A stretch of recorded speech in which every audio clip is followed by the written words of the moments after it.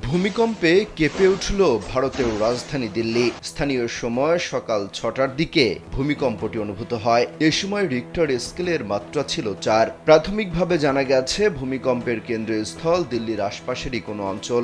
ভূপৃষ্ঠ থেকে ৫ কিলোমিটার গভীরে এই কম্পনের উৎসস্থল। দিল্লি ছাড়াও আশপাশের বিভিন্ন জায়গায় এই কম্পন অনুভূত হয়েছে।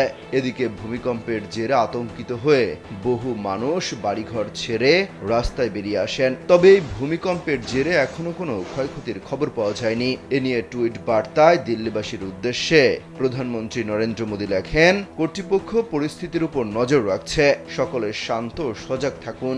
ইডেন বে কক্সবাজার সমুদ্র সৈকতের উপর নিজেদের একটি ঠিকানা। মাত্র ৫ লাখ টাকায় আপনিও হয়ে যেতে পারেন এই হোটেলের মালিক। এর আগে গত ৭ জানুয়ারি তিব্বতে তীব্র ভূমিকম্প অনুভূত হয়েছিল। ভূমিকম্পের তীব্রতা এতটাই ছিল যে আশপাশের ৫টি দেশে এর কম্পন অনুভূত হয়েছিল। সেই ভূমিকম্পে শতাধিক মানুষের মৃত্যু হয়েছিল। রিপোর্ট অনুযায়ী রিক্টার স্কেলে ৭.১ মাত্রার ছিল সেই ভূমিকম্পটি।